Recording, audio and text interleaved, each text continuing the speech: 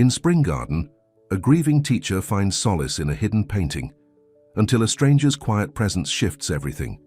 When a single shared moment becomes the start of something unexpected, will love bloom where sorrow once stood?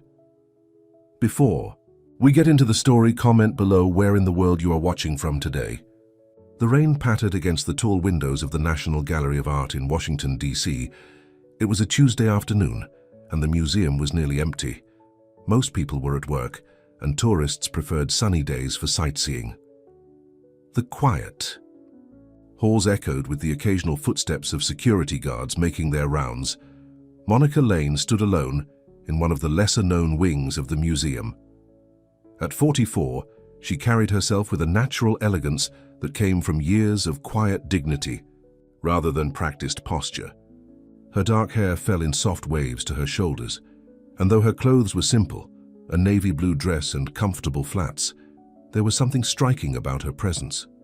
She wasn't looking at the famous paintings that tourists flocked to see.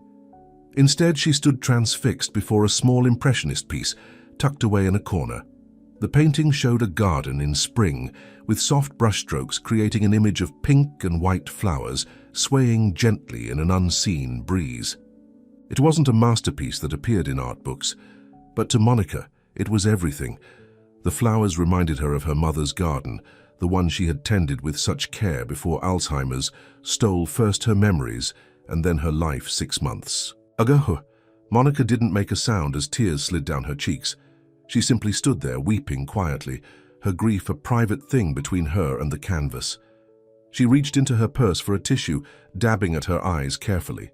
This wasn't the first time she had cried here, and it probably wouldn't be the last. The museum had become her sanctuary, a place where she could let down her guard away from concerned friends and co-workers who kept telling her it was time to move on. How do you move on from losing the person who knew you best? She whispered to the painting. What Monica didn't realize was that she wasn't alone in the gallery. Elliot Granger had entered quietly, intending to spend just 15 minutes enjoying the art before heading back to his office for an afternoon of meetings. At 48, Elliot was the CEO of Granger International, a firm that specialized in building luxury hotels around the world. His salt and pepper hair and tailored suit gave him an air of authority that made people listen when he spoke. But now, seeing the woman crying softly in front of the painting, he found himself stopping in his tracks. There was something about her, the way she stood so still, the quiet dignity of her grief that struck him deeply. He had never noticed this particular painting before, but now he couldn't look away from it or from her. Elliot hesitated, unsure whether to leave her to her privacy or to say something. In the end, he did neither. He simply stood a respectful distance away, looking at other paintings in the room while stealing occasional glances at the woman who had so unexpectedly caught his attention. When Monica finally turned to leave, wiping away the last of her tears, Elliot pretended to be absorbed in studying a landscape on the opposite wall. Only after she had gone did he walk over to the painting that had moved her so deeply. He read the small plaque beside it, Spring Garden, by a lesser-known French impressionist. Nothing special to most art critics, perhaps, but clearly significant. Honor her. The next day, despite a packed schedule of meetings, Elliot found himself back at the National Gallery during lunch. He told his assistant he needed to clear his head, but in truth, he was hoping to see the woman again. The gallery was busier than the day before, with a school group touring the main halls, but the wing with the impressionist painting remained quiet. She wasn't there. Elliot felt a pang of disappointment that surprised him. He studied the painting, more carefully this time, trying to see what she had seen in it. The colors were beautiful, yes, but he sensed there was something more, something he was missing. This pattern continued for a week. Elliot would find excuses to visit the museum during breaks in his day, always drawn to the same quiet gallery, always looking for her.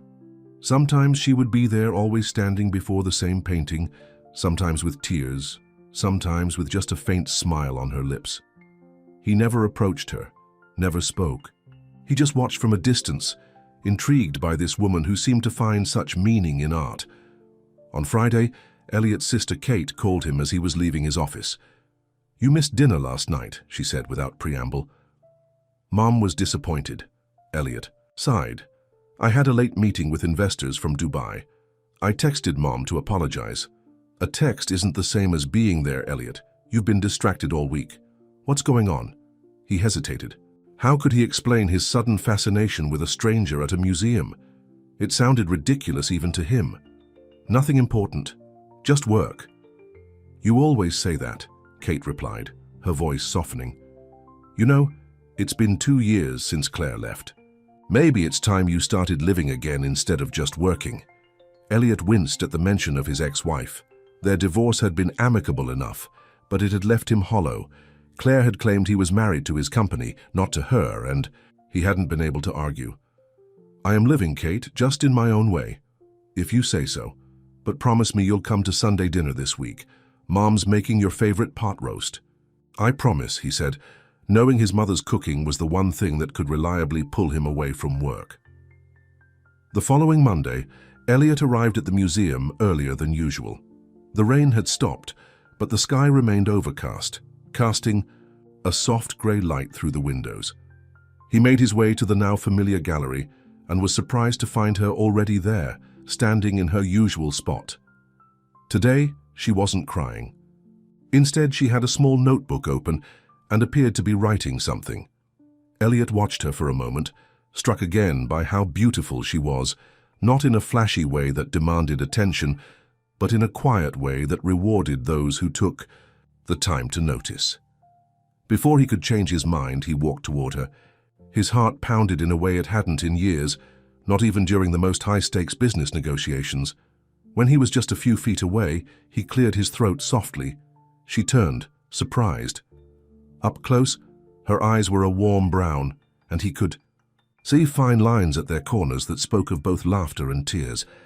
"I'm sorry to disturb you," he said, his voice gentler than his usual boardroom tone. "I've seen you here before, looking at this painting." Monica tucked her notebook away, a hint of wariness crossing her face. "Yes, I come here often." Elliot gestured toward the canvas. "Do you think the painter knew someone like you would see this and understand it?" The question came out before he had time to consider it, but once spoken he realized it was exactly what he wanted to know. Her expression softened slightly. "I think the painter knew what it was to miss someone quietly. Then we understand the same thing," Elliot said simply. Monica studied him, taking in his expensive suit and confident posture. Normally, she avoided conversations with strangers, especially men who approached her in public places. But something in his eyes, a sincerity, a shared recognition of something important, made her stay. "Do you come here often?" she asked. "Not until recently," he admitted. "I work nearby and started coming during lunch breaks. There's something peaceful about this place." Monica nodded. "That's why I come. It's quiet here, away from the crowds. Had the more famous exhibits. I'm Elliot, by the way, Elliot Granger." He extended his hand. She hesitated for just a moment before taking it. "Monica Lane." Their handshake lasted a second longer than necessary, both of them aware of a subtle connection forming between them. "The painting," Elliot said, turning back to the canvas. "It reminds you of someone." Monica looked surprised at his perception. "My mother. She loved gardening. Roses were her specialty, but she grew all sorts of flowers." She paused, then added quietly, "She passed away 6 months ago. Alzheimer's." "I'm sorry," Elliot said, and meant it. "That's a difficult way to lose someone." "It is. You lose them twice, first their mind, then their body." Monica looked back at the painting. "This garden reminds me of hers before she got sick, when she was still herself." Elliot nodded, understanding dawning on him. "So you come here to remember her as she was?" "Yes," Monica said simply. "How did you know?" "My grandfather," Elliot replied. "He taught me everything important. How to fish, how to treat people fairly, how to sit comfortably with silence. When he died, I found myself going to the lake where we used to fish together. Not to fish, just to remember." Monica smiled, a real smile that reached her eyes. "Exactly." They stood side by side for a few minutes, looking at the painting together in comfortable silence. Finally, Elliot glanced at his watch. "I should get back to work," he said reluctantly. "But it was nice meeting you, Monica." "You too, Elliot." He turned to go, then stopped. "I don't suppose... Would you like to get coffee sometime to talk more about art or anything, really?" Monica hesitated. It had been a long time since she'd had coffee with anyone other than her few close friends. Between caring for her mother and dealing with her grief, dating had been the furthest thing from her mind. But this didn't have to be a date, did it? Just coffee with someone who seemed to understand what it meant to miss someone. "Okay," she said. "Coffee would be nice." Relief and pleasure on Elliot's face made her glad she'd said yes. They exchanged phone numbers and he promised to call her the next day to arrange a time. As Elliot walked back to his office, he felt lighter than he had in months, maybe years. His phone buzzed with messages from his assistant about afternoon, meetings, but for once he wasn't thinking about work. Instead, his mind was filled with the image of Monica, standing before that painting, and the soft smile she'd given him when she agreed to coffee. The next afternoon, they met at a small cafe 3 blocks from the museum. Monica arrived first, choosing a quiet table by the window. She'd changed from her work clothes, she was a high school English teacher, into jeans and a simple blouse. She felt nervous in a way she hadn't in a long time, wondering if this impromptu coffee was a mistake. When Elliot walked in, he spotted her immediately. He too had changed, trading his business suit for casual pants and a blue button-down shirt that made his eyes look even bluer. He smiled when he saw her, and Monica felt her nervousness ease a little. "I'm glad you came," he said as he sat down across from her. "Me too," she replied, surprising herself with how much she meant it. They ordered coffee, and at first their conversation was a bit stiff, both of them feeling their way through the awkwardness of getting to know someone new. But when Elliot mentioned a book he'd recently read, Monica's eyes lit up. It was one of her favorites. "I teach it to my seniors every year," she said. "The symbolism in the final chapter always leads to such interesting discussions." "So you're a teacher?" Elliot asked, genuinely interested. "English literature at Madison High. I've been there for 15 years now." "That sounds rewarding. Shaping young minds and all that." Monica laughed. "Some days are more rewarding than others. Teenagers can be challenging, but when they connect with a book that matters to them, there's nothing better." "I can imagine," Elliot said, thinking how different her days must be from his, filled with balance sheets and contract negotiations. "What about you?" Monica asked. "What do you do?" "I run a company called Granger International. We build hotels and resorts." He said it simply, without the usual pride that crept into his voice when discussing his business achievements. "That must keep you busy," Monica observed. "Too busy, according to my family." Elliot smiled ruefully. "My sister Kate is always telling me I need to get a life outside of work. And do you have a life outside of work?" The question was direct, but asked with genuine curiosity rather than judgment. Elliot appreciated her honesty. "Not much of one lately," he admitted. "Work has been a convenient distraction." Monica nodded, understanding. "Grief needs distractions sometimes. After my mother died, I threw myself into teaching, extra hours, new projects with the students, anything to keep busy." "Did it help?" Elliot asked. "For a while, but eventually I had to learn to be still with my feelings. That's why the museum became so important to me. It's a place where I can just be quiet and remember." Their coffee grew cold as they talked, the afternoons stretching on as they shared stories about their lives. Elliot told her about growing up with Kate, who was now a curator at a smaller art museum across town, and about his parents who still lived in the house where he grew up. Monica shared memories of her mother's garden, of summers spent reading books under the shade of an old oak tree, and of the challenges of being a caregiver during her mother's illness. Neither of them mentioned past relationships directly, but Elliot gathered that Monica had been single for some time, focusing first on her career and then on caring for her mother. He didn't tell her about Claire, not yet. That was a story for another day. When they finally noticed the time, both were surprised to see that nearly 2 hours had passed. "I should go," Monica said reluctantly. "I have papers to grade tonight." "Of course," Elliot replied, equally reluctant, to end their conversation. "Can I walk you to your car?" Outside, the late afternoon sun had broken through the clouds, casting a golden light over the city streets. They walked slowly, neither in a hurry to say goodbye. "Would you like to do this again?" Elliot asked as they reached Monica's car. She looked up at him, studying his face for a moment before answering, "Yes, I would. How about dinner on Friday? I know a place with great food and quiet tables where we can actually hear each other talk." Monica smiled. "That sounds perfect." As she drove home, Monica found herself humming along to the radio, something she hadn't done in months. She wasn't ready to call this feeling happiness, not yet, but it was something close to it. A lightness, a possibility.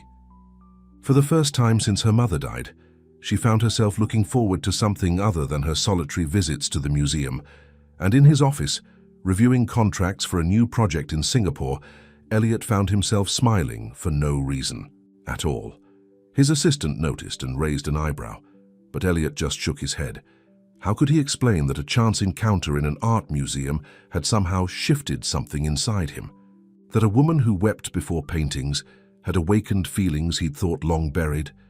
It was too soon to name this feeling, but not too soon to recognize that something important had begun. Friday evening arrived, and Monica found herself standing in front of her closet, trying to decide what to wear. It had been so long since she'd gone on a proper date that she felt like a teenager again, nervous and unsure. She finally settled on a simple burgundy dress that her friend Diane had always said brought out the warmth in her eyes. "It's just dinner," she told her reflection in the mirror. "Don't make it into something it's not."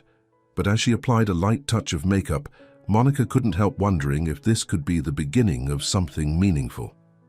After her mother's illness had consumed the last 3 years of her life, she'd gotten used to being alone, to putting her own needs and wants aside. The idea of opening up to someone new was both exciting and terrifying. At exactly 7 o'clock, her doorbell rang. Elliot stood on her porch, holding a small bouquet of wildflowers, casual but thoughtful, just like their conversation had been at the cafe. "You look beautiful," he said, his eyes appreciative but respectful.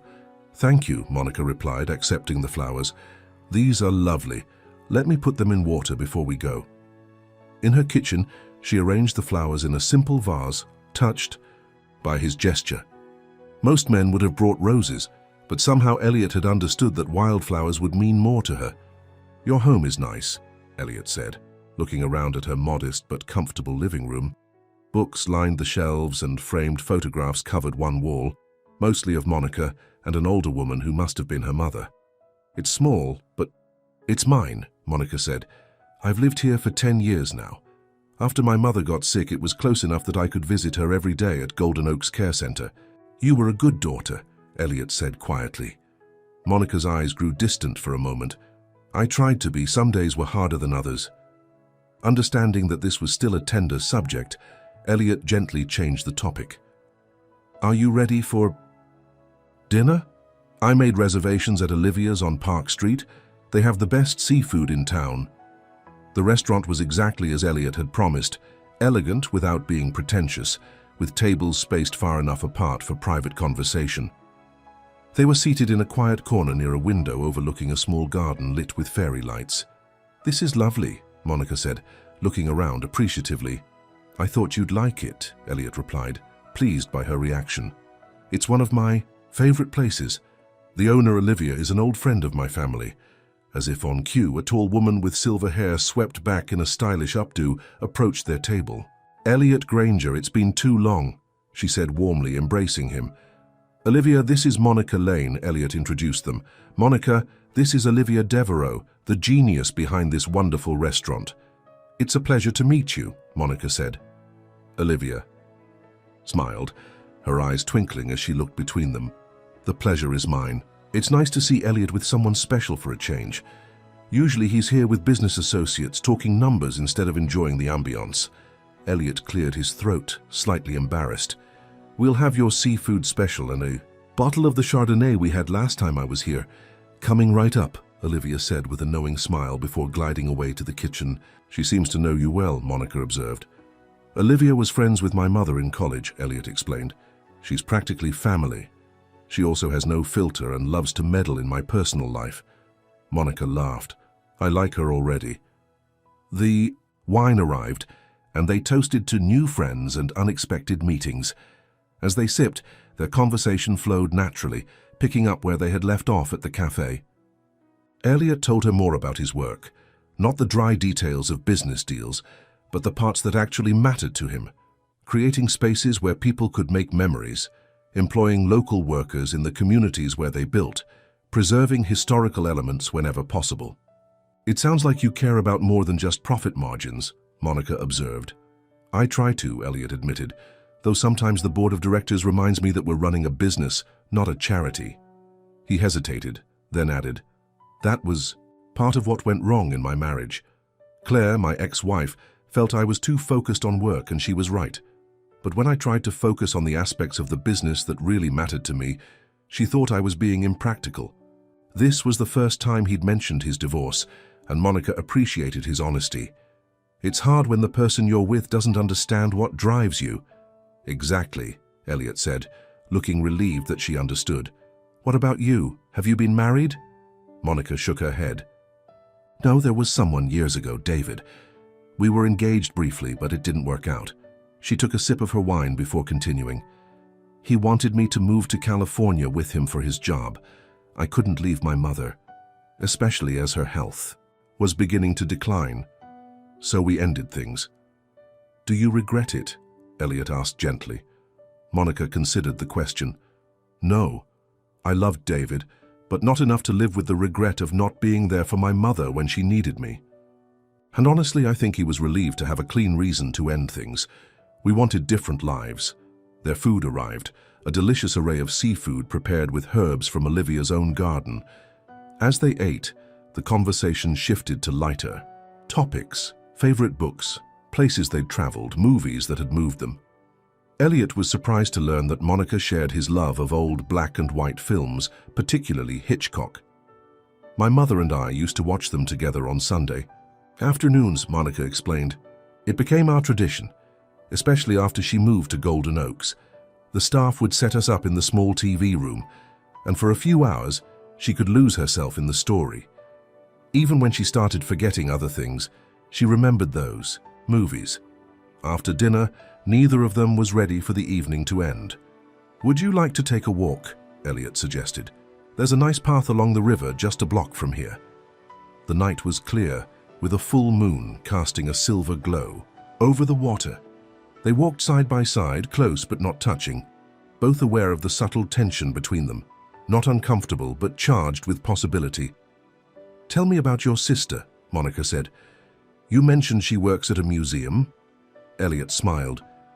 "Kate is 5 years younger than me, but sometimes acts like she's the older one.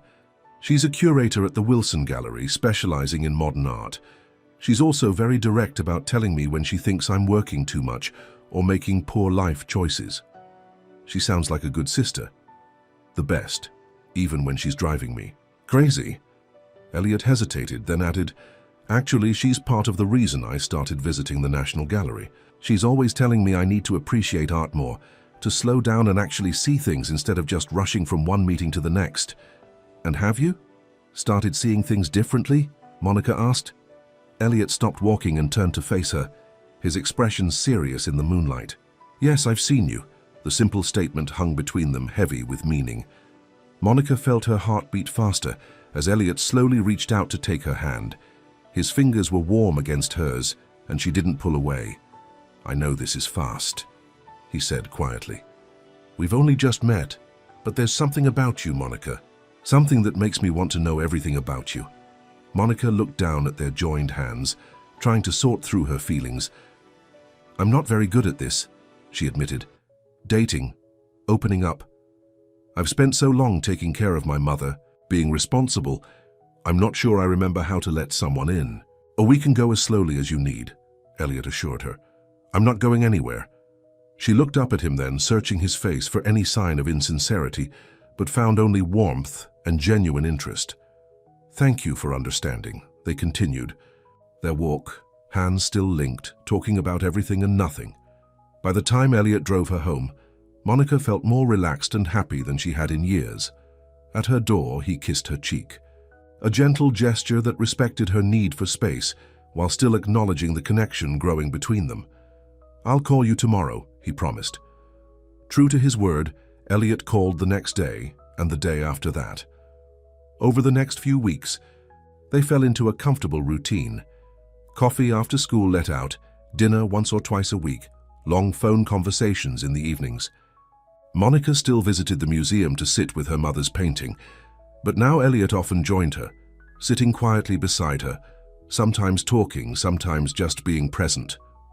1 month after their first dinner date, Elliot invited Monica to Sunday dinner with his family. "It's nothing formal," he assured her. "Just my parents, Kate, and her husband Tom. But I'd really like them to meet you." Monica agreed, though the thought of meeting his family made her nervous. She hadn't been part of a big family dinner since her mother's illness had progressed, to the point where holidays became too difficult to manage.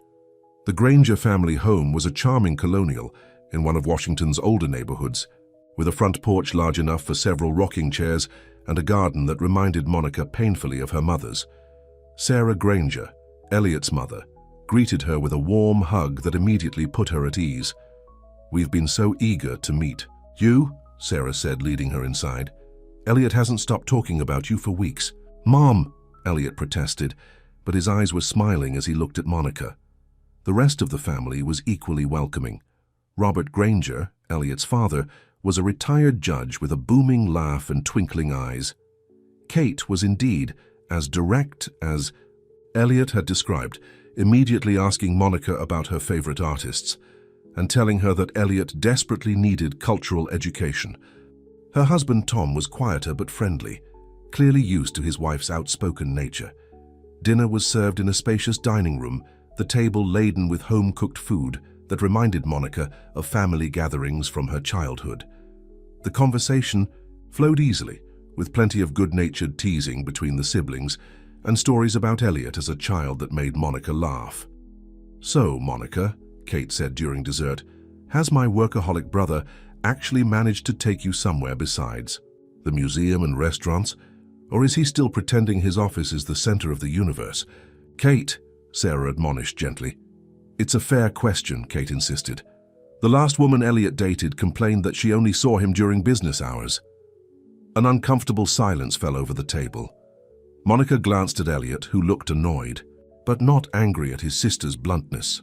"Actually," Monica said, breaking the tension, "Elliot took me to the botanical gardens last weekend. We spent the whole day there, and I don't think he checked his phone once."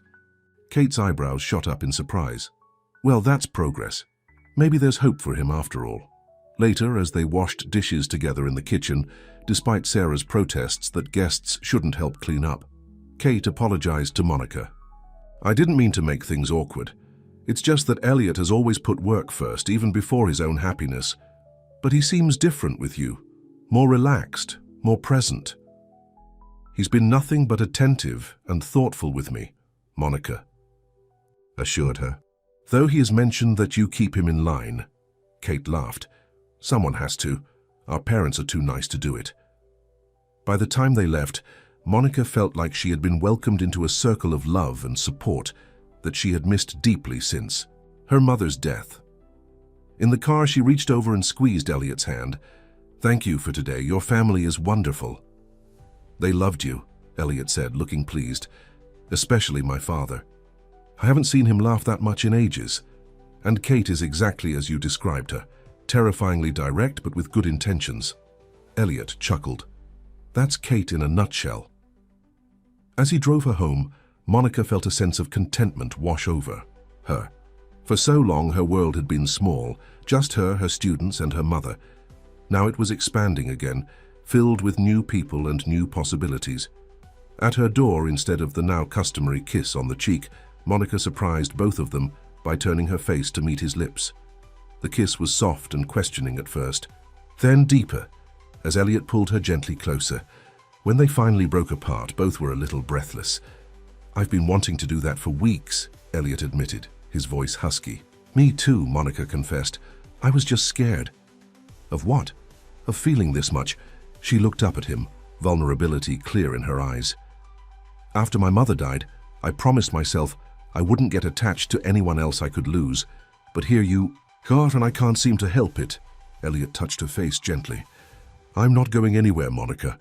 And whatever this is between us, I think it's worth the risk." She nodded, knowing he was right. Love always came with the risk of loss. That was its nature. But standing there in the circle of Elliot's arms, Monica knew she was ready to take that chance again. The next morning, Monica woke to the sound of her phone ringing. It was early, not yet 7, and she fumbled for the phone, her mind still foggy with sleep. "Hello? Monica? It's Kate, Elliot's sister. I'm sorry to call so early, but I thought you should know. Elliot was in an accident last night on his way home from your place. He's at Washington Memorial Hospital." Monica sat up, suddenly wide awake, her heart pounding. "Is he okay?" "He's stable," Kate said, her voice tense with worry. "Some drunk driver ran a red light and hit the driver's side of his car.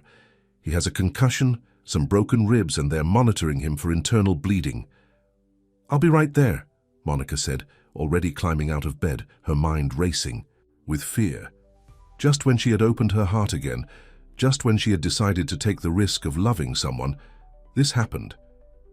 It felt like a cruel reminder of how quickly happiness could be snatched away.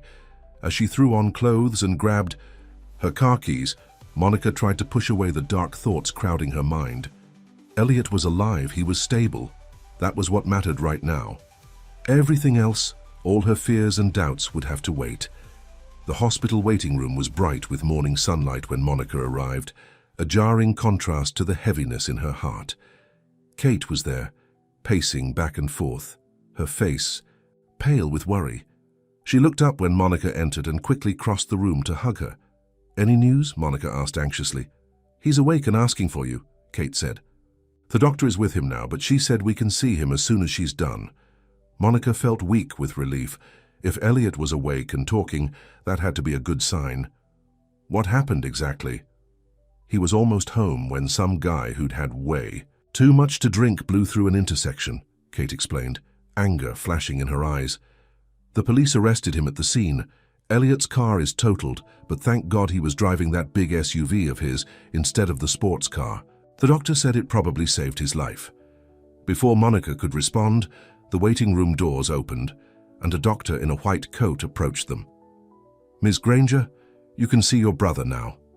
Room 312. Just for a few minutes, though. He needs rest." "This is Monica Lane," Kate said, putting a hand on Monica's arm. "She's Elliot's girlfriend. Can she come too?" The doctor nodded. "Of course, but like I said, keep it brief. Girlfriend." The word echoed in Monica's mind as they rode the elevator to the 3rd floor. Is that what she was now? They hadn't put a label on their relationship yet, but she supposed that was as good a description as any. What mattered now wasn't the label, but the man lying in a hospital bed.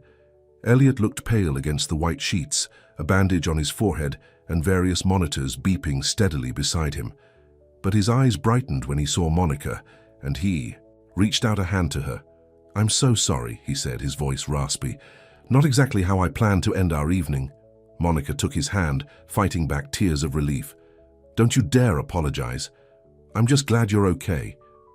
I'll give you a minute," Kate said tactfully, stepping back into the hallway. "I need to call Mom and Dad anyway." When they were alone, Elliot tugged gently on Monica's hand until she sat on the edge of the bed. "The doctor says I'll be fine. Some cracked ribs, a concussion, and an impressive collection of bruises. They want to keep me for observation today, but I should be able to go home tomorrow." "You scared me," Monica admitted, her voice breaking slightly. "When Kate called, I thought—" She couldn't finish the sentence. "Hey," Elliot said softly, squeezing her hand, "it takes more than a drunk driver to get rid of me, especially now that I have someone worth sticking around for." Despite everything, Monica smiled. "Is that your concussion talking, or do you mean that?" "I've never meant anything more," Elliot said seriously. "Last night, after I left your place, I was thinking about how lucky I am to have found you. And then when the accident happened, all I could think was that I had to be okay because we were just getting started, you and I. There's so much more I want to do with you, so many places I want to take you." Monica leaned forward carefully, mindful of his injuries, and kissed him softly. "Then you'd better heal quickly because I'm holding you to that." A nurse appeared in the doorway, reminding them that Elliot needed rest. Monica stood reluctantly, promising to return that afternoon. As she left the room, she found Kate waiting in the hallway. "He looks better than I expected," Monica said. Kate nodded.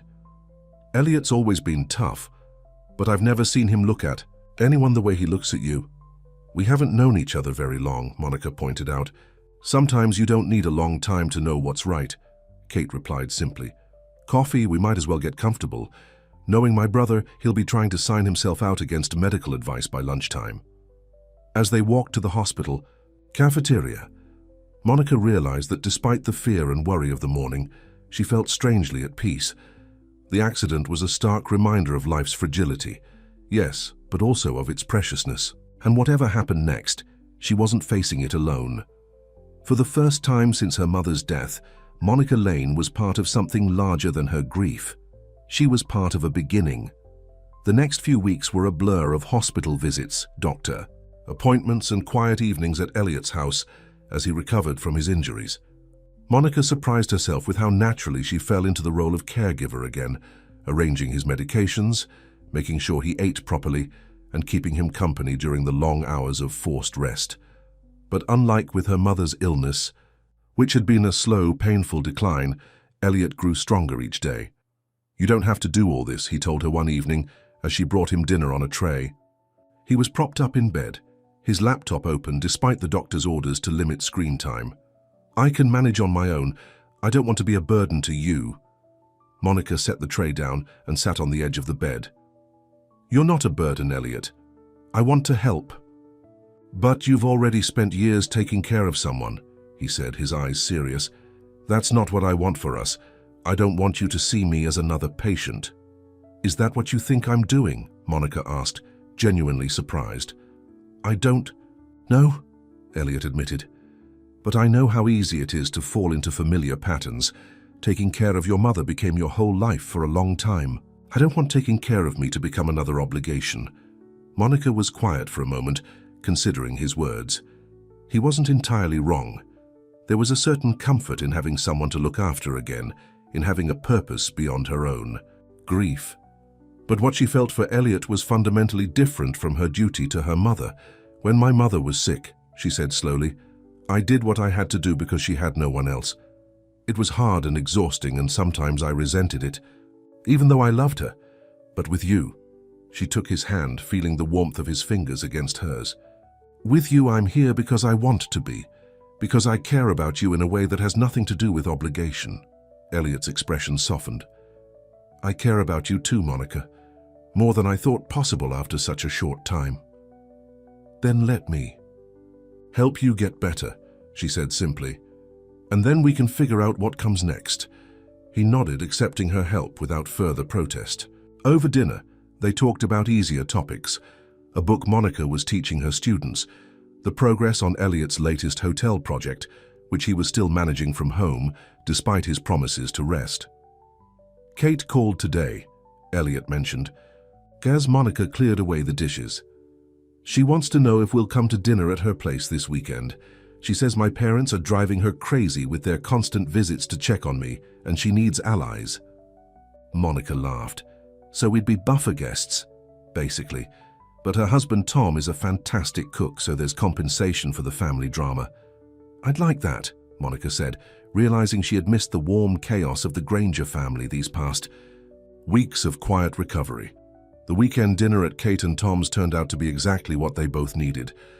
Their downtown apartment was smaller than the family home, but elegantly decorated with original artwork and comfortable furniture.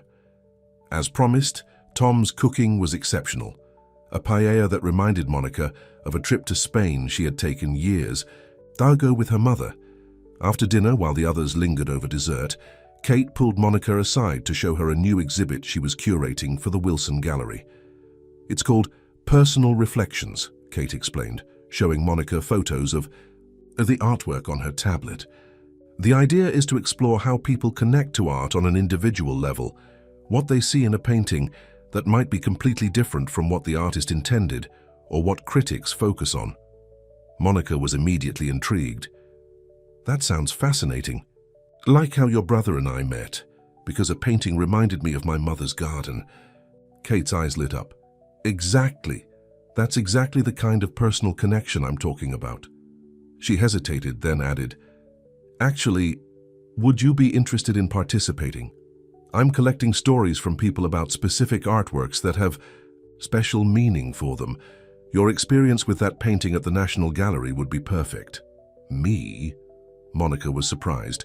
"I'm not an art expert." "That's the point," Kate insisted.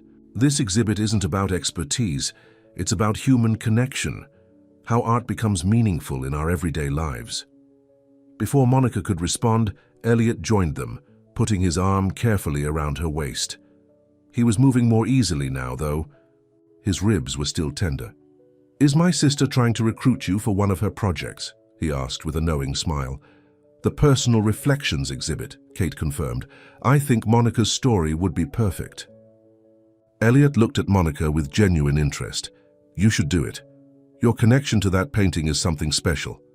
Other people might find comfort in hearing about it." Seeing their enthusiasm, Monica felt herself wavering. "What would I have to do?" "Just write a short piece about what the painting means to you and why," Kate explained.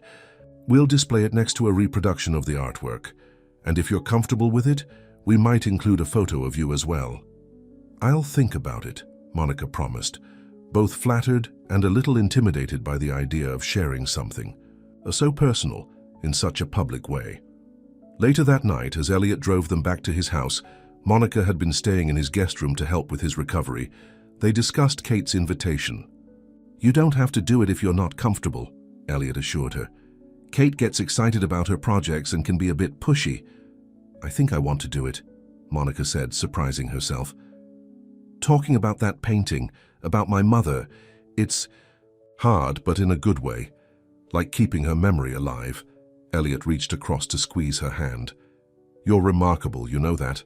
Most people try to avoid their grief, but you found a way to make something meaningful from it." His words stayed with Monica as she settled into the guest room that night. Was that what she was doing? Making something meaningful from her grief? She hadn't thought of it that way before, but perhaps he was right.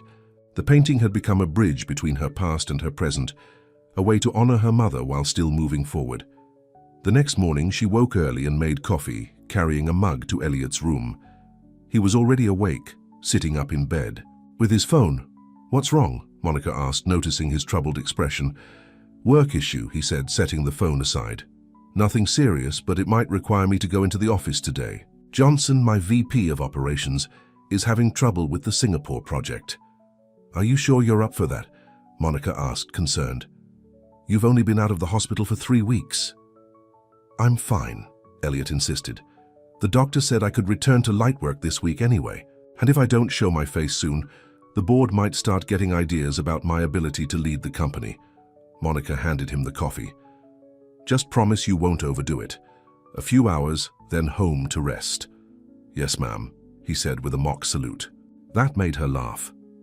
After Elliot left for the office, Monica found herself alone in his house for the first time. It was a beautiful home, a modernized colonial in Georgetown with high ceilings and large windows, but very much a bachelor's domain.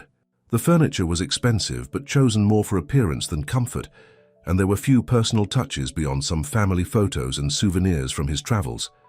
On an impulse, Monica called the school and arranged for a substitute teacher. Then she went to the grocery store, filling a cart with ingredients for a proper home-cooked meal. Elliot had been living on takeout and prepared meals for too long. When she returned to his house, she set about cooking a pot roast, her mother's specialty. The familiar routine of preparing the meat, chopping vegetables, and mixing herbs was soothing. As the rich aroma began to fill the kitchen, Monica felt a sense of rightness, of belonging in this space that wasn't quite hers, but was beginning to feel like it could be. She was so absorbed in her cooking that she didn't hear the front door open. Elliot's voice startled her. "Something smells amazing." Monica turned to find him standing in the kitchen doorway, looking tired but happy. "You're home early. I thought you'd be at the office all day." "Kate called and lectured me about taking it easy," he admitted with a rueful smile. "And she may have mentioned that you were planning a surprise dinner." "So much for the surprise," Monica said, wiping her hands on a dish towel. Elliot crossed the kitchen and pulled her into a gentle embrace, careful of his healing ribs. "I'm surprised enough that you're still here, putting up with a grumpy invalid, and now cooking for me. No one's cooked in this kitchen since I bought the house 3 years ago." "Well, that's just sad," Monica teased. "This beautiful kitchen deserves better." "Yes, it does," Elliot agreed, looking at her with an expression she couldn't quite read. "So does this whole house. It's never really felt like a home." Monica busied herself with checking the roast, suddenly aware of the weight of his words, the implication that she somehow made this house feel more like a home. It was too soon to think about such things, wasn't it? They'd only known each other for 2 months, but then again 2 months of daily contact, of sharing meals and conversations, and now a health crisis. It created a different kind of timeline than casual dating. In some ways, she felt she knew Elliot better than people she'd been friends with for years. "I wrote something for Kate's exhibit this morning," she said, changing the subject. "About the painting and my mother. Would you like to read it?" "I'd love to," Elliot said, accepting the pivot in conversation. They moved to the living room where Monica showed him what she had written on her laptop. Elliot read it carefully, his expression growing soft. "This is beautiful, Monica," he said when he finished. "Honest and heartfelt. It's exactly what Kate's looking for." "Do you think it's too personal?" she asked uncertainly. Elliot shook his head. "No. It's personal in the best way. It shows how art becomes part of our lives, our memories. That's what makes it powerful." Encouraged by his response, Monica sent the piece to Kate that evening. Kate's reply came almost immediately, an enthusiastic acceptance and a request for Monica to visit the gallery the following week to see where her contribution would be displayed. The pot roast was a success, the meat tender, and the vegetables perfectly cooked. They ate at Elliot's rarely used dining table, with candles and a bottle of red wine. "My mother would have approved," Monica said, raising her glass in a small toast. "She always said food made with love tasted better." She was right, Elliot agreed. "This is the best meal I've had in ages." After dinner, they settled on the couch to watch one of the old Hitchcock films they both loved. It felt domestic and comfortable, as if they had been doing this for years instead of weeks. Monica found herself nestled against Elliot's side, his arm around her shoulders, both of them relaxed and content. "Move in with me," Elliot said suddenly, breaking the comfortable silence. Monica sat up, startled. "What?" "I know it's fast," he said, looking slightly embarrassed but determined. "But these past weeks having you here, it's made me happier than I've been in years. The house feels like a home when you're in it." "Elliot, Monica began, not sure how to respond. "You don't have to answer right away," he hurried to add. "Take some time to think about it. I just wanted you to know how I feel." Monica nodded, her thoughts racing. Part of her was thrilled by the offer, by the depth of feeling behind it. Another part was terrified of such a big step. After years of putting her life on hold for her mother's illness, she was just beginning to rediscover who she was on her own. Was she ready to define herself as part of a couple again? "I'll think about it," she promised, settling back against him. "But right now, let's just enjoy the movie." Elliot kissed the top of her head, seemingly content with her non-answer for the moment. But as the movie played, Monica found it hard to concentrate. Her mind kept circling back to Elliot's question and what her answer might be. The next morning, Monica woke early again, leaving Elliot still sleeping. She needed some space to think, some time alone to sort through her feelings. She left a note saying she was going to her house to pick up some clean clothes, then drove across town to the familiar comfort of her small bungalow. Everything was exactly as she had left it weeks ago. Mail piled on the table, a light layer of dust on the bookshelves, her mother's quilt draped over the back of the couch. But somehow it felt different, smaller, emptier. Monica made herself a cup of tea and sat on her porch swing, watching the neighborhood come to life around her. The Johnson kids across the street were waiting for the school bus, their backpacks, nearly as big as they were. Mrs. Patel next door was watering her perfectly maintained front garden. Normal, everyday life continuing as it always had. Her phone buzzed with a text from Kate. "Got your piece, it's perfect. Can you come to the gallery tomorrow at 3? Want to show you where it will be displayed?" Monica replied with a quick confirmation. grateful for the distraction. As she put her phone away, she noticed the older couple from the end of the block walking hand in hand as they did every morning. They must have been in their 80s, and they still looked at each other with such tenderness that it made Monica's heart ache with both longing and hope. Could that be her and Elliot someday? Was that what she wanted? The question followed her throughout the day as she cleaned her house, paid bills, and caught up on school emails. By late afternoon, she had reached no clear conclusion, but she felt calmer, more centered. Whatever decision she made, it would be with clear eyes and an open heart. Her phone rang as she was preparing to head back to Elliot's. It was her friend Diane, whom she hadn't spoken to in weeks. "Monica Lane, are you avoiding me?" Diane demanded without preamble. "I've left you 3 voicemails." "I'm sorry," Monica said, genuinely contrite. "Things have been a bit complicated lately." "Complicated how?" Diane pressed. "The last time we talked, you were just starting to date some guy you met at the museum. What was his name? Eric?" "Elliot," Monica corrected. "And yes, we're still seeing each other. Actually, he was in a car accident a few weeks ago and I've been helping him recover." There was a pause on the other end of the line. "You've been taking care of him? Like, full-time?" "Not exactly," Monica said, though that wasn't entirely true. She had barely left Elliot's side in 3 weeks. "He's much better now, almost fully recovered." "And this relationship? It's serious?" Diane sounded concerned rather than curious. Monica hesitated. "I think so, yes. He asked me to move in with him last night." "What?" Diane's voice rose an octave. "Monica, you've known this man for what, 2 months? That's way too soon." "I know it sounds fast," Monica admitted, "but it doesn't feel fast.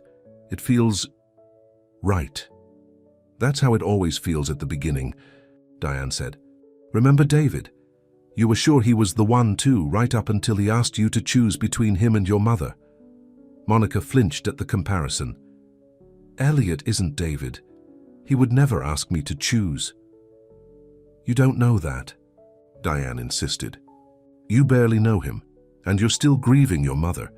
This isn't the time to make huge life decisions." "I didn't say I was going to do it," Monica said, her voice rising defensively. "I told him I needed to think about it." Diane sighed. "I'm sorry, I don't mean to upset you, I just worry. After everything you went through with your mom, I want you to be happy. But I also want you to be careful." Monica softened. Diane had been her friend for over a decade. She had seen firsthand how Monica had put her own life on hold to care for her mother. "I appreciate your concern, really, but this feels different.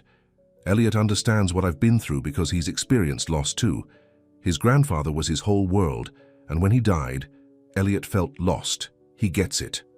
"If you say so," Diane said, sounding unconvinced. "Just promise me you'll take your time with this decision. There's no rush." "I promise," Monica said, though part of her wondered if she was already sure of her answer. After hanging up with Diane, Monica gathered a few more clothes and personal items to take back to Elliot's. As she was packing, her eyes fell on a framed photo of her mother, taken about 5 years ago before the Alzheimer's had progressed too far. Eleanor Lane smiled back at her, eyes bright with intelligence and warmth. "What would you think of him?" "Mom," Monica asked the photograph, "would you approve?" Of course, there was no answer, but Monica could almost hear what her mother would say. "Does he make you happy, sweetheart? Does he value you for who you are? That's all that matters." By the time she arrived back at Elliot's house, it was nearly dinner time. She found him in the kitchen, attempting to cook pasta, looking slightly overwhelmed by the task. "Thank goodness," he said when she walked in. "I was afraid I'd have to eat my own cooking, which would definitely be a setback in my recovery." Monica laughed, setting down her bags to take over at the stove. "We can't have that. The doctor would never approve." They worked together to finish preparing the meal, moving around each other in the kitchen with an easy familiarity that belied the newness of their relationship. Over dinner, Elliot told her about his day, a conference call with the Singapore team that had gone better than expected, a visit from his father who had brought files from the office despite strict instructions not to. "Dad's always been a workaholic," Elliot explained. He can't understand why I'm not champing at the bit to get back to the office full time. Like father, like son, Monica teased gently. Elliot smiled ruefully. I used to be just like him. Work was everything. But lately I've been rethinking my priorities. Because of the accident? Monica asked. Partly, Elliot admitted. Nothing like a brush with mortality to make you reconsider your life choices, but mostly because of you. Seeing how you were with your mother, how you put love above everything. Else, it made me realize what really matters. Monica was touched by his words, but also troubled. I don't want you to change your whole life because of me. Your work is important to you. It is, Elliot agreed, but it's not everything, not anymore. He reached across the table to take her hand. About what I asked last night. I've been thinking about it all day, Monica admitted. And? Elliot's expression was hopeful but cautious. Monica took a deep breath. I care about you, Elliot, more than I thought possible after such a short time, but I'm not ready to move in together. Not yet. To her relief, Elliot nodded, looking disappointed but understanding. Too much, too soon. Something like that, Monica said. I spent so many years taking care of my mother, putting my own needs and wants aside. When she died, I promised myself I'd take some time to figure out who I am now, what I want from the rest of my life. She squeezed his hand. I need to keep that promise to myself. I understand, Elliot said, and she could see that he truly did. Take all the time you need, I'm not going anywhere. The relief Monica felt at his response confirmed she had made the right decision. Thank you for understanding. Of course, Elliot said simply. Besides, this just means I get to keep courting you properly. Dinners, movies, flowers, the works. Monica laughed, the tension broken. I like the sound of that. Starting tomorrow night, Elliot continued, I'm taking you to the symphony. Box seats, my treat. The symphony? Monica was surprised. I didn't know you were a classical music fan. There's a lot you still don't know about me, Monica Lane, Elliot said with a playful smile, which is exactly why taking things slowly is a good idea. We have plenty of time to discover each other. That night, as Monica settled into the guest room that had become hers these past weeks, she felt a deep sense of peace. She had made the right decision for now, but she also knew with a certainty that should have been frightening but wasn't, that someday she would say yes to Elliot's question. Someday, but not today. The next afternoon, Monica met Kate at the Wilson Gallery as planned. The gallery was closed to the public, with staff busy preparing for the opening of the Personal Reflections exhibit the following week. There you are, Kate exclaimed when Monica arrived. Come see where your piece will be displayed. She led Monica through the gallery to a section near the main entrance. There, on a large wall, were photographs of various artworks, each paired with a personal story. In the center was a high-quality reproduction of Spring Garden, the painting that had brought Monica and Elliot together. We'll print your story here, Kate explained, indicating the space beside the reproduction. And if you're comfortable with it, we'd like to include a photo of you as well.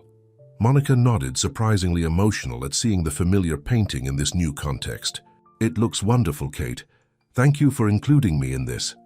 Thank you for being willing to share something so personal, Kate replied. That's what makes this exhibit special. Real people, real connections. As they continued the tour, Kate showed Monica other contributions to the exhibit, each one a unique and moving story of how art had touched someone's life. There was a cancer survivor who found hope in a painting of a sunrise, a veteran who connected with a war memorial in a deeply personal way, a child whose favorite museum piece inspired her own artistic journey. These are amazing, Monica said, genuinely moved by the stories. I feel honored to be part of this. You should be, Kate assured her. Your story about your mother and the painting, it's exactly the kind of personal connection we want to highlight. How art can be a comfort, a link to someone we've lost. As they finished the tour, Kate mentioned casually, the opening reception is next Friday evening. I've already strong-armed Elliot into attending, but I wanted to invite you personally. I'd love to come, Monica said, though I have to admit it feels a little strange to have my personal story on display for everyone to read. That's normal, Kate assured her, but trust me, people will be moved by what you've written. Stories like yours help others see art in a new way, not just as something to admire from a distance, but as something that can become woven into the fabric of our lives. Monica left the gallery feeling both nervous and excited about the upcoming exhibit.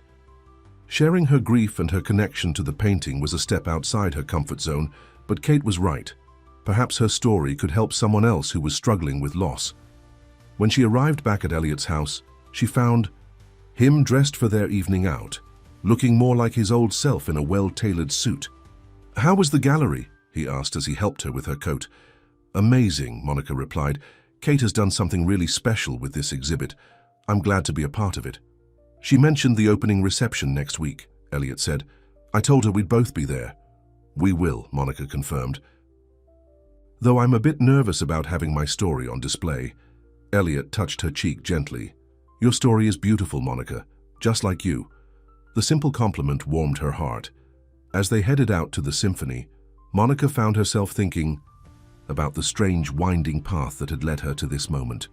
6 months ago, she had been standing alone in a museum, crying over a painting that reminded her of her mother. Now here she was, about to attend the symphony with a man who saw her grief, understood it and loved her not despite it, but perhaps partly because of it. Life had a way of surprising you when you least expected it, Monica thought. Sometimes with sorrow, yes, but sometimes with moments of such unexpected joy that they took your breath away. And this, she realized as she looked at Elliot beside her, was definitely one of those moments. The week leading up to the gallery opening passed quickly. Elliot returned to work part-time, his doctors having cleared him for light duty. Monica went back to her own house and her teaching, though she still spent most evenings with Elliot. They had found a comfortable rhythm, each maintaining their independence while building something meaningful together. On Friday evening, Monica stood in front of her bedroom mirror, smoothing the fabric of the emerald green dress she had bought specially for the gallery opening. It was more elegant than anything she usually wore, knee-length with a modest neckline but cut to flatter her figure. Her mother had always told her she looked beautiful in green. "I wish you could be here tonight, Mom," she said softly to the empty room. "I think you'd like Elliot, and you'd be proud of me for sharing our story." The doorbell rang, interrupting her thoughts. Elliot was right on time, as always. When she opened the door, she found him looking handsome in a dark suit, holding a small gift box. "You look stunning," he said, his eyes warm with admiration. "Thank you," Monica replied, feeling a flutter of excitement. Despite all they had been through together, there was still a thrill in dressing up for each other, in seeing that look of appreciation in his eyes. "This is for you," Elliot said, holding out the box. "A little something for tonight." Monica opened it to find a delicate silver necklace with a small pendant, a miniature frame containing what looked like a tiny brushstroke of color. "It's from the painting," Elliot explained. "Kate helped me. It's not the actual canvas, of course, that would be illegal and probably impossible, but it's a small print of a section of Spring Garden, the part with the pink roses that remind you of your mother." Monica was speechless, touching the pendant with trembling fingers. It was such a thoughtful gift, so perfectly aligned with what the painting meant to her. "Do you like it?" Elliot asked, suddenly uncertain in the face of her silence. "I love it," Monica said, finally finding her voice. "It's perfect. Will you help me put it on?" Elliot fastened the necklace around her neck, his fingers warm against her skin. The pendant rested just below her collarbone, a small but meaningful piece of the artwork that had brought them together. "Now you can carry a piece of it with you," Elliot said, "even when you're not at the museum." Monica turned to face him, deeply moved by the gift and what it represented. "Thank you, not just for this, but for understanding why that painting means so much to me." Elliot touched the pendant gently. "That's what tonight is all about, isn't it? Understanding why art matters to people on a personal level." The Wilson Gallery was transformed for the opening reception. Soft lighting highlighted the displays, and a string quartet played quietly in the corner. The main exhibition room was already filled with people when Monica and Elliot arrived, glasses of champagne in hand, as they admired the artwork and read the accompanying stories. Kate spotted them immediately and hurried over, elegant in a black dress that complemented her. "Curator role. You're here, and right on time, which is shocking for my perpetually late brother. I had motivation to be punctual, Elliot said, smiling at Monica. Come see how your piece turned out, Kate said, leading them through the crowd to the display where Monica's story was featured. The reproduction of Spring Garden looked even better than it had earlier in the week, perfectly lit to capture the soft colors of the Impressionist style. Beside it, Monica's story was printed on a simple white card, along with a small photograph of her that Kate had taken during their meeting at the gallery. It's beautiful, Monica said, seeing the complete display for the first time. People have been stopping to read it all evening, Kate told her. Several visitors mentioned how moved they were by your connection to the painting. As if to prove her point, an older woman approached them, hesitating slightly before speaking. Excuse me, she said, looking at Monica. Are you the woman who wrote about this painting and your mother? Monica nodded, suddenly nervous. Yes, that's me. I just wanted to tell you how much your words meant to me, the woman said, her eyes bright with emotion. I lost my husband last year, and I've been coming to the National Gallery myself, sitting in front of his favorite sculpture. I thought I was a little crazy for doing it, but after reading your story, I don't feel so alone. Monica felt tears prick her eyes. You're not crazy, and you're definitely not alone. Art has a way of connecting us to the people we've lost. The woman nodded, clearly moved. Thank you for sharing your experience. It's helped more than you know. After she walked away, Elliot squeezed Monica's hand. See? I told you your story would help people. I never expected that, Monica admitted. I wrote it for myself and for my mother, but if it helps others who are grieving, that makes it even more meaningful. Throughout the evening, several other visitors approached Monica to share similar reactions to her story. Each time she listened with genuine interest and empathy, recognizing in their grief echoes of her own. You're a natural at this, Elliot observed after one such conversation. Connecting with people, making them feel heard. It's not so different from teaching, Monica replied. Just a different kind of classroom. As the reception continued, they mingled with other contributors to the exhibit, each with their own powerful story of how art had touched their lives. There was a retired firefighter who found healing in a painting of a peaceful landscape after years of seeing destruction. A young mother whose child with autism connected with a particular sculpture in ways he couldn't with most people. A widow who met her second husband while they were both admiring the same painting. It's amazing how many different ways art speaks to people, Monica said as they paused for a moment by the refreshment table. That's what makes this exhibit so special, Kate said, joining them. It's not about famous works or critical analysis. It's about the human connection to art. Before Elliot could respond, his phone buzzed with a message. He frowned as he read it. I'm sorry, but I need to step outside for a few minutes. There's an issue with the Singapore project that I need to handle. Go, Monica assured him. Kate, and I can continue the tour. As Elliot made his way to the exit, Kate linked her arm through Monica's. Let me introduce you to some of the other contributors. I think you'll especially appreciate Sarah's story about her grandmother's quilt. An hour passed, and Elliot still hadn't returned. Monica tried not to worry. He was fully recovered from his accident, and dealing with work emergencies was part of his job. Still, she found herself checking her phone more frequently as the evening went on. Finally, he reappeared, looking both apologetic and oddly excited. I'm so sorry for disappearing, he said, rejoining Monica as she chatted with a gallery patron. The call took longer than I expected. Is everything all right with the project? Monica asked. Actually, yes, Elliot said. Better than all right, but I'll tell you about it later. Right now, I want to hear more about how the evening has been going for you. Monica studied his face, sensing there was something he wasn't telling her. But this wasn't the place for a private conversation, so she let it go for the moment, filling him in on the people she had met and the stories she had heard while he was gone. By the time the reception began winding down around 10 o'clock, Monica was pleasantly tired but exhilarated by the experience. Sharing her story had been cathartic in a way she hadn't expected, and hearing others' experiences had reminded her that grief, though deeply personal, was also a universal human experience. Ready to go? Elliot asked, helping her with her coat. I thought we might take a walk before I drive you home.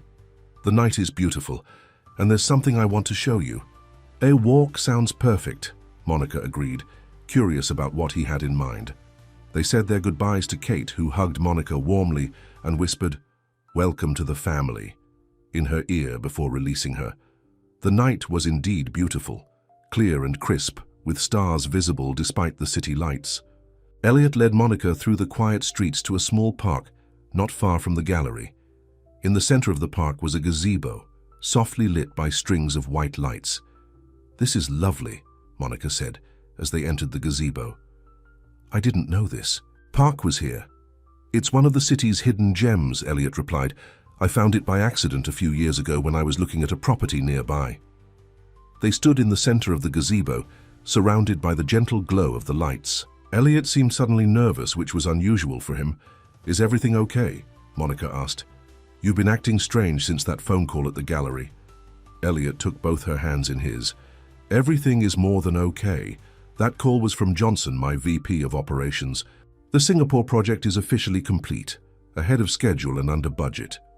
"That's wonderful news," Monica said, still not understanding why this made him nervous. "It is," Elliot agreed, "but it's not just about the project itself. It's what it represents." He took a deep breath.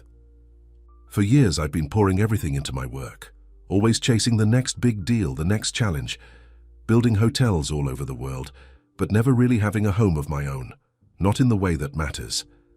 Monica felt her heart begin to race as she realized where this might be going. "When I met you in that museum," Elliot continued, "something changed. For the first time in years, I saw someone more beautiful and meaningful than any building I could ever create. And then the accident happened, and you were there for me in ways no one else has ever been."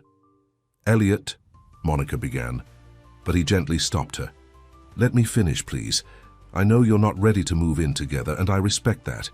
You need time to figure out who you are after everything you've been through with your mother. I understand that now in a way I didn't before." He reached into his pocket and pulled out a small velvet box. Monica's eyes widened. "This isn't a proposal, not yet," Elliot clarified quickly. "It's a promise." He opened the box to reveal a simple silver ring with a small diamond. "This was my grandmother's promise ring. My grandfather gave it to her when they were young and couldn't get married right away. It was a promise that someday, when the time was right, he would ask her properly." Elliot took the ring from the box but didn't put it on her finger. Instead, he held it between them, a tangible symbol of his intentions. "Monica Lane, I'm not asking you to marry me tonight, but I'm asking you to accept this ring as a promise that when you're ready, whether that's 6 months from now or a year or longer, I'll be here, waiting to ask that question properly." Monica felt tears well up in her eyes, moved beyond words by the thoughtfulness of his gesture. It was exactly right, acknowledging the depth of their feelings while respecting her need for time. "Yes," she said simply, "I accept your promise." Elliot slipped the ring onto her right hand, not the traditional engagement finger, but a placement that signified a commitment for the future. It fit perfectly, as if it had been made for her. "There's something else," Elliot said, looking both nervous and excited. "Part of that call tonight was about a change I'm making at Granger International.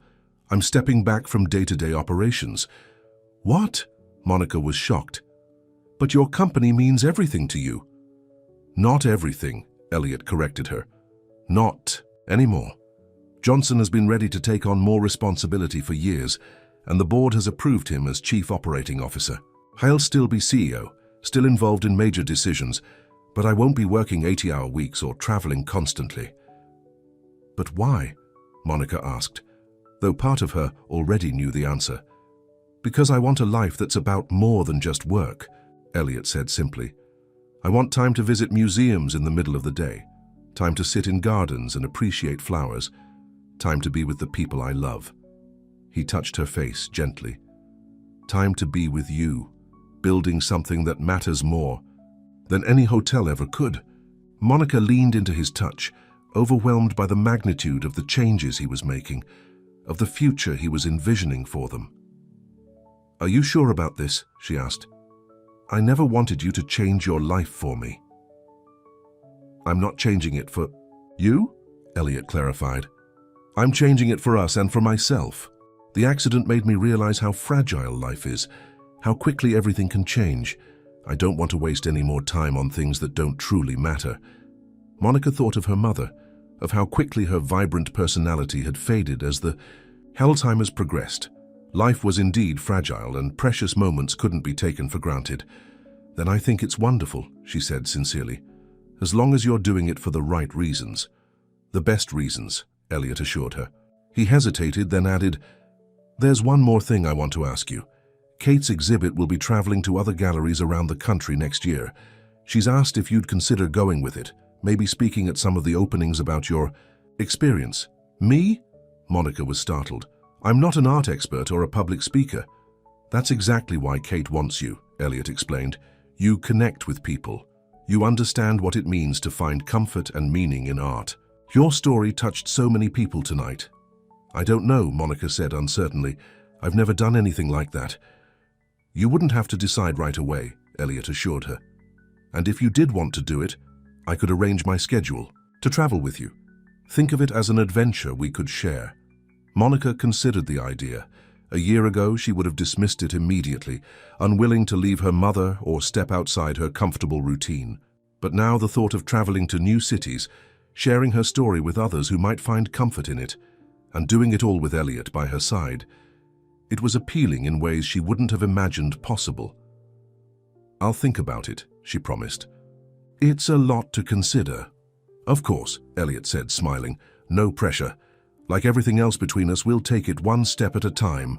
He drew her closer, and they kissed under the soft lights of the gazebo, the promise ring cool against Monica's skin, a physical reminder of the future they were slowly, carefully building together. When they finally broke apart, Monica rested her head against Elliot's chest, listening to the steady beat of his heart. "Thank you," she whispered. "For what?" Elliot asked, his arms warm around her. "For seeing me that day in the museum, for understanding what that painting meant to me, for giving me time to heal while promising to wait for me." Elliot kissed the top of her head. "Thank you for letting me in, for showing me what really matters, for teaching me how to stand still and truly see beauty." They stayed in the gazebo for a long time, talking about possibilities for the future, the traveling exhibit, holidays with both their families, the garden Monica wanted to plant at her house in memory of her mother. Nothing was decided definitively, but the conversations were full of hope and gentle anticipation. Later that night, as Elliot drove Monica home, the city streets were quiet and peaceful. She looked down at the promise ring on her finger, catching the light from the street lamps they passed. "When do you want to tell your family?" she asked. "About the ring, I mean." "Whenever you're ready," Elliot replied. "Though I think Kate already suspects something was going to happen tonight. She's annoyingly perceptive." Monica laughed. "She did say welcome to the family when we were leaving. I thought she was just being nice." "Kate is many things, but just nice isn't one of them," Elliot said with a chuckle. "She's been badgering me for weeks about making some kind of commitment to you. She says you're the best thing that's happened to me in years." "And what do? You think?" Monica asked, her voice soft. "I think she's right," Elliot said simply. "You are the best thing that's happened to me. You make me want to be better, to see the world more clearly, to slow down and appreciate the beauty around me." When they reached Monica's house, Elliot walked her to the door as always. But tonight felt different. The promise ring on her finger, the future stretching out before them with new possibilities. "Would you like to come in for coffee?" Monica asked, not quite ready for the evening to end. "I'd like that," Elliot said, following her inside. In her kitchen, as Monica prepared the coffee, Elliot noticed a stack of papers on the counter, student essays she had been grading.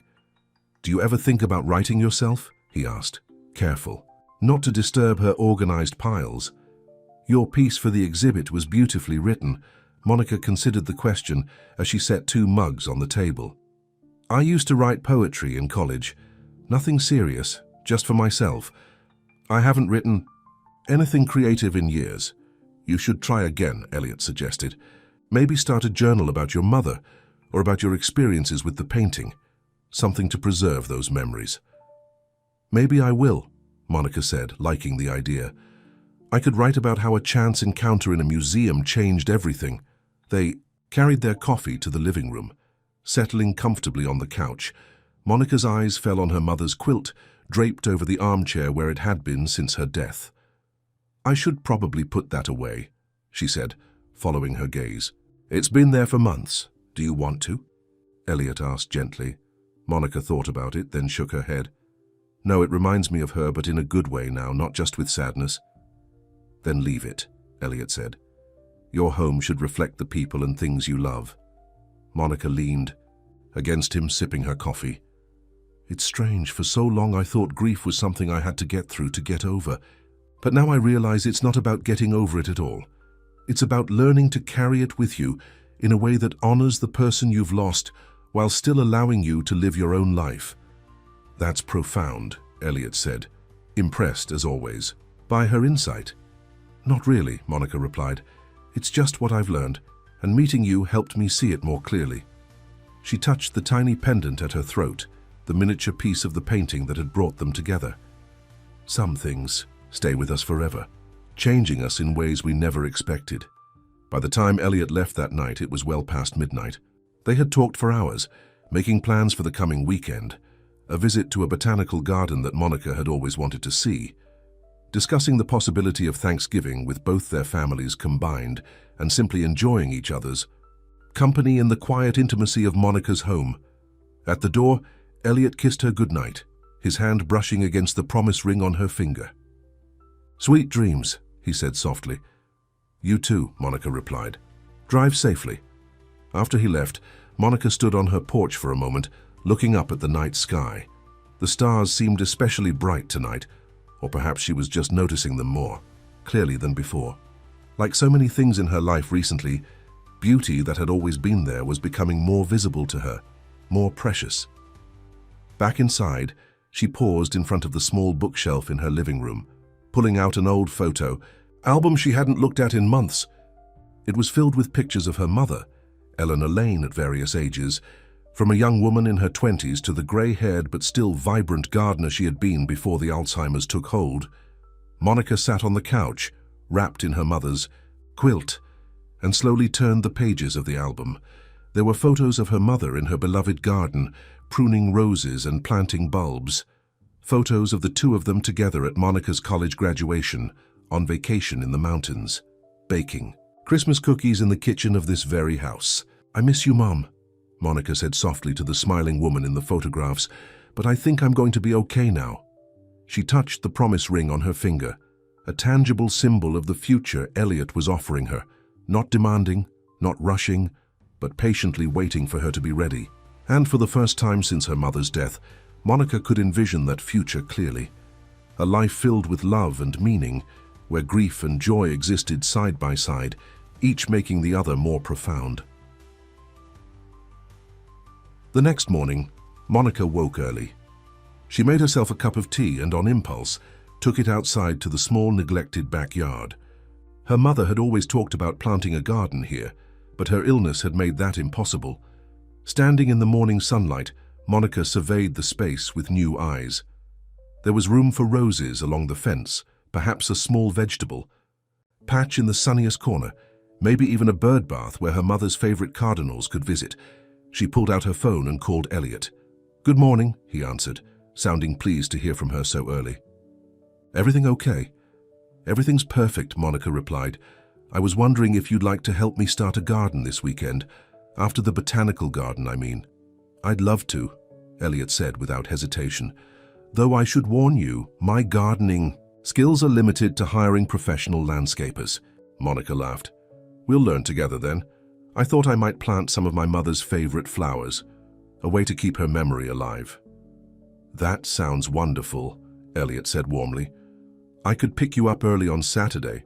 We could visit the botanical garden for inspiration, then stop by a garden center for supplies on the way back." "Perfect," Monica agreed. "It's a date." After they hung up, Monica remained in the yard, sipping her tea and imagining the garden that would grow here. New life springing from the earth, a living memorial to her mother, and a symbol of the future she was building with Elliot. Later, that morning before heading to school, Monica found herself drawn once more to the National Gallery of Art. She had a free period first thing, and the museum was on her way to work. It had been weeks since she had visited Spring Garden, the painting that had changed everything. The gallery was quiet at this early hour, just a few visitors wandering the halls. Monica made her way to the familiar spot where the painting hung, prepared for the wave of emotion that usually accompanied her visits. But today was different. As she stood before the painting, what she felt wasn't the sharp pain of grief, but a gentle nostalgia, a warm remembrance. The flowers in the canvas still reminded her of her mother's garden, but now they also reminded her of Elliot, of Kate's exhibit, of the promise ring on her finger, and of the garden she was planning to create. "Thank you," she whispered to the painting, touching the pendant at her throat, "for everything." As she turned to leave, Monica noticed a young woman standing alone before another painting nearby. There were tears running silently down her face, her grief a private thing between her and the canvas. Without thinking, Monica approached her, offering a tissue from her purse. "The paintings here have a way of touching something deep inside us, don't they?" she said gently. The woman looked up, startled but not offended by the intrusion. "Yes," she agreed, accepting the tissue. "This one reminds me of my father. He passed away last month." "I'm sorry for your loss," Monica said with genuine empathy. "My mother died 6 months ago. That painting over there," she gestured towards Spring Garden, "became my connection to her." The woman nodded, understanding, immediately. "It helps somehow being here with something that reminds you of them." "It does," Monica agreed. "And someday it will remind you of happy memories more than sadness. At least that's been my experience." They talked for a few minutes more, about grief, about art, about the strange ways in which beauty could both wound and heal.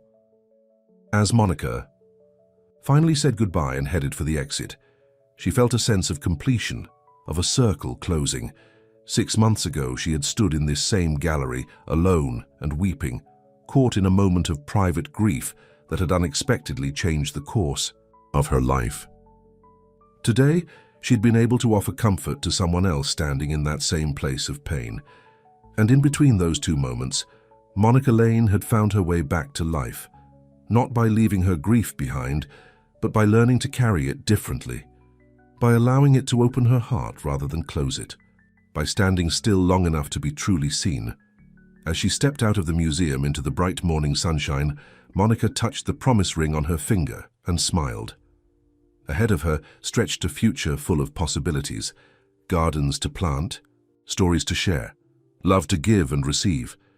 A future where she could honor her mother's memory while creating a new life with Elliot. It wasn't the future she had imagined for herself 6 months ago, standing alone before a painting of spring. Flowers, it was better, more complex, more beautiful, more real.